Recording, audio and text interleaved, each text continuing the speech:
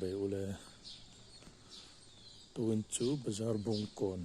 atanga saron veng pantlak na kung pui siam update kan thir le don ni hi lai kong pui pui mo tak mai hi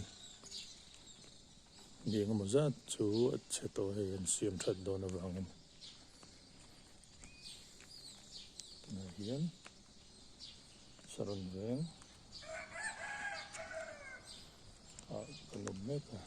bung step pahan bulakan kan kal chau meka ni lai kong chau hi tun ma om dan atang khan minan tisang ta tuna hian 5 degree velin han ti on ta chun bazar bung kon chu chau na hi minan lazal deu don ani kan kalmek na mun po hi azal deu lek ta chuan này gần thiếu mấy cái này cái này metal hi cái chầu cái dân dầu to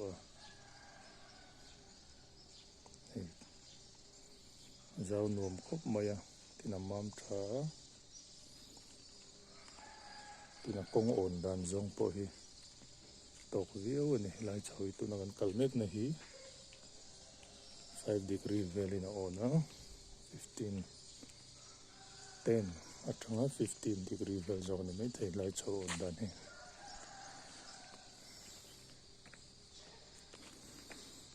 he lai hi Baptist Church of Mizoram saron veng tin je ka lai hi bikin unren tak mai loma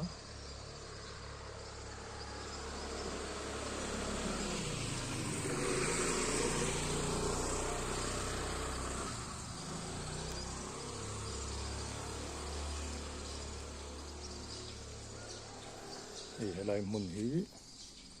tun ma on em trin khan ya tuna chana nan siam zal de lek ta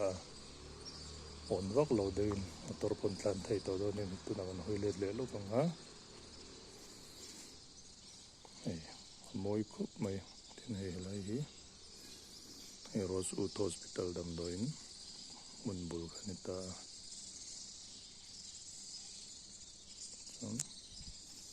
an kalle zelang Baptist bikin bulat tu nangan mereka chone lai hi chong thu engineer works ya hi an ni hian an ram hetilai mun tle ma jong hi footpath kaltai na tan an pe hi lai footpath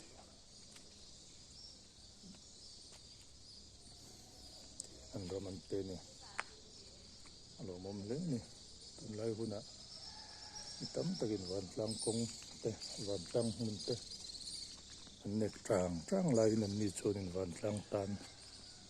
an pe thung ani hai lai foot patom na step pom na lai bora hi ama chun kal rom me mai kan na ta chen hian zara foot pat kal na tur na ring ke kal ta na kal na rem chang tak lom ta ni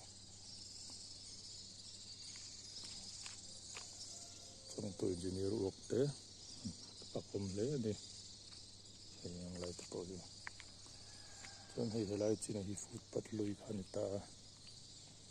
ti roli nan ram koi chalo chona thei lo heng lai to he trong tôi engineer te an pakom le ni chon hei tuna hian modern school thlang kong ko lai taka han kan om le me ka ni min lam ni le nga le ni jana ten han tok chara tu na jon lai put le lawom be mai kan lo zo to ni Baptist bikin kani chon he pe wan kal chun jom lenga helai mun hi tun ma khan 60 degree don thok 50 atanga 60 degree don thok kong chau khan trina chon khu tilai tang khan han lamar chau deuh le ka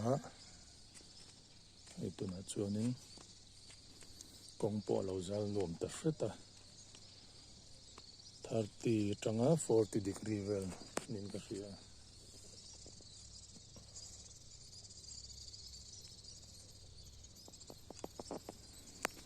motor tan pon kalan to don le ni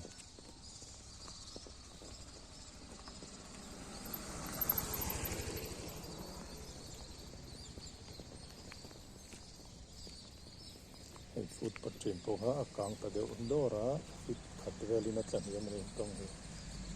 fit khat veli na ti ni ta ga chun kong ko lo za ngom ta deu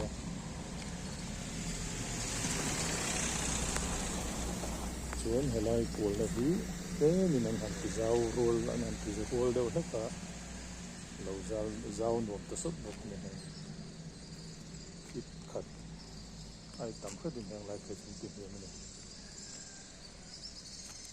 ini zana an thok chara ai na thok laman go to lamani tuna hian bazar bung kon thang modern school bul kong kola takhan kanom le me ka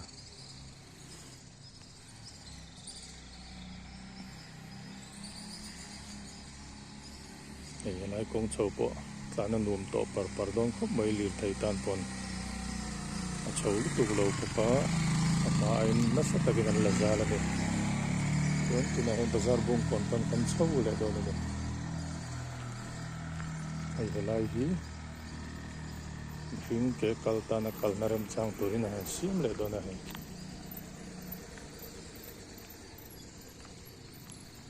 ai kang lai hi mani hanan metal zo to a tuna hian saron ve modern school bul aganom me kani MES sentia hey modern school bulahan kanom me kani kun hai ta hian PH pipe hi om to maya pipe lian pui oma kuna hai valve po palila ya omani hai sang chom ta na kha tang hin controller hai tum na an tho hianin department sang in coordinate ta dangai view maya PWD le PCT